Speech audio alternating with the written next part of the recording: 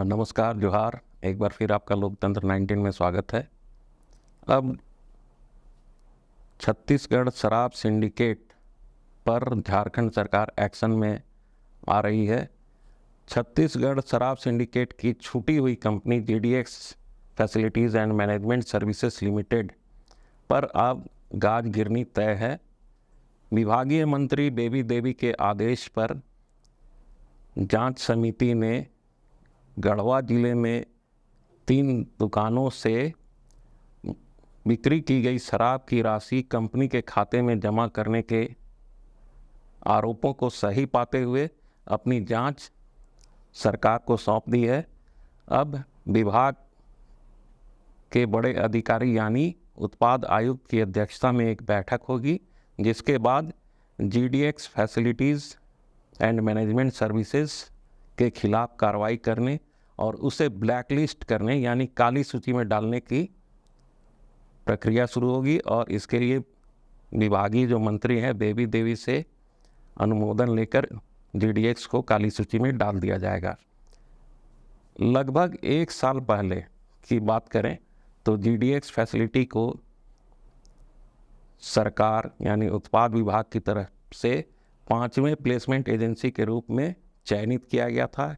इसी अक्टूबर माह यानी अक्टूबर 2022 में इस कंपनी का चयन हुआ था और उस समय कंपनी को जो बैंक गारंटी दिया जाना था कंपनी के द्वारा सरकार को, उस कंपनी ने 3 महीने तक सरकार को बैंक गारंटी नहीं दी।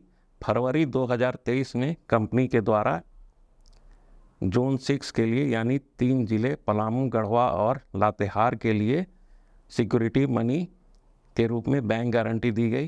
तब से लेकर अभी तक जीडीएक्स फैसिलिटी पलामू, लातेहार और गढ़वा में काम कर रही है। अब 2 जिले और इसे मिल गए हैं, रामगढ़ और बोकारो।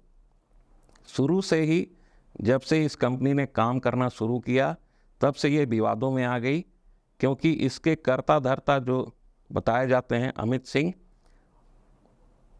उन पर यह आरोप लगा कि इन्होंने प्लेसमेंट एजेंसी के तौर पर जो शराब की दुकानें थी, सरकारी दुकानें थी, कंपोजिट दुकानें थी, उसमें सेल्समैन से लेकर सेल्स सुपरवाइज़र के लिए जो नियुक्ति होना था उसके लिए पैसे लिए।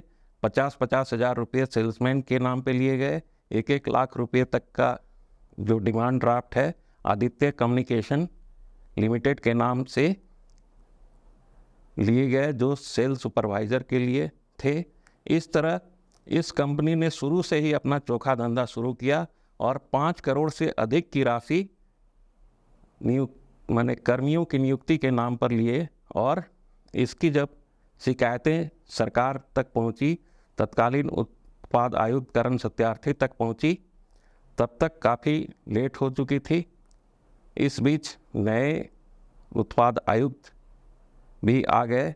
अब यह फिर मामला सामने आया कि कैसे इस कंपनी ने पिछले महीने यानी सितंबर महीने में 14 से लेकर 17 सितंबर तक गढ़वा के कई दुकानों से जो बिक्री की राशि थी, जो शराब की दुकानों से बेची गई राशि थी, उसे सरकारी खाते यानी ट्रेजरी में जमा नहीं कराकर जीडीएक्स फैसिलिटीज़ ने अब कंपनी के नाम रख लिया। इस पर एक बैठक भी विभागीय सचिव विनय चौबे ने की।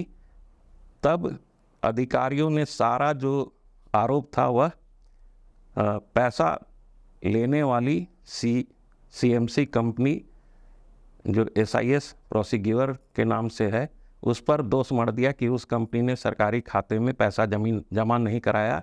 और जबकि प्लेसमेंट एजेंसी जो है जीडीएक्स फैसिलिटी का यह दायित्व था कि वह सेल की राशि यानी शराब की बिक्री की राशि एसआईएस प्रोसिक्यूटर को देकर उसे सरकारी खजाने में जमा करे। ऐसा कुछ नहीं हुआ।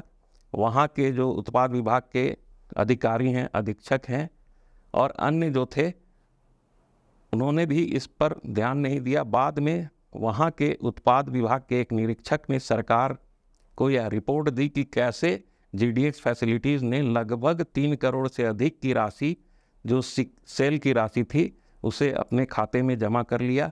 और इस पर विभागीय मंत्री जो हैं बेबी देवी, वह काफ़ी गंभीर हुई और उन्होंने एक जांच समिति गठित की जो मुख्यालय के अधिकारियों की अध्यक्षता में बनी थी। उस समिति ने अपनी रिपोर्ट दे दी है।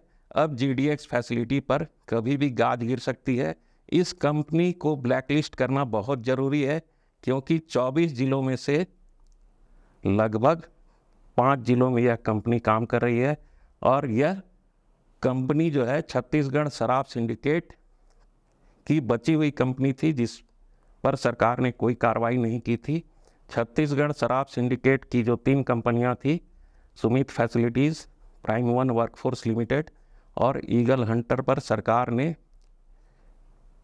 इसी साल मार्च महीने में कार्रवाई की थी और उनके साथ किए गए समझौते को रद्द कर दिया था। और 1 मई 2023 से Jharkhand state beverage corporation limited ने अब पूरे ज़िले में अपना कारोबार संभाल लिया था। उसके बाद अब सभी ज़िलों में प्लेसमेंट कंपनियां बहाल कर दी गई हैं। Jharkhand state beverage corporation limited की तरफ से 19 जिलों में शराब बेचने का धंधा शुरू किया गया था, जो अप्रैल मई में शुरू हुआ था।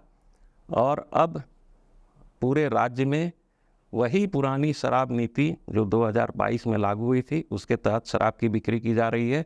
इसमें 5 जिलों में GDX फैसिलिटीज़ लिमिटेड काम कर रही है और GDX फैसिलिटीज़ की तर्ज पर ही गुजरात की company vision hospitalities consultants private limited जो है वो 7 जिलों में काम कर रही है। यानी कि पूरे राज्य के 50% जिलों में GDX और उसकी एक सहयोगी कंपनी है काम कर रही है। अब सरकार को विजन जो है प्लेसमेंट एजेंसी, उस पर भी ध्यान देने की ज़रूरत है और उस पर भी आगे की कार्रवाई करने की ज़रूरत है। यानी कि कुल मिलाकर कहा जाए तो अब छत्तीसगढ़ शराब सिंडिकेट से जुड़ी कंपनियों पर गाज गिरना लाजिमी है। अब उत्पाद विभाग की मंत्री बेबी देवी की ओर सबकी निगाहें हैं कि कब वह GDX फैसिलिटीज़ को काली सूची में डालने का निर्देश दे। तब तक के लिए आप लोकतंत्र 19 के साथ बने रहिए। मैं दीपक अपने सहयोगी अतुल के साथ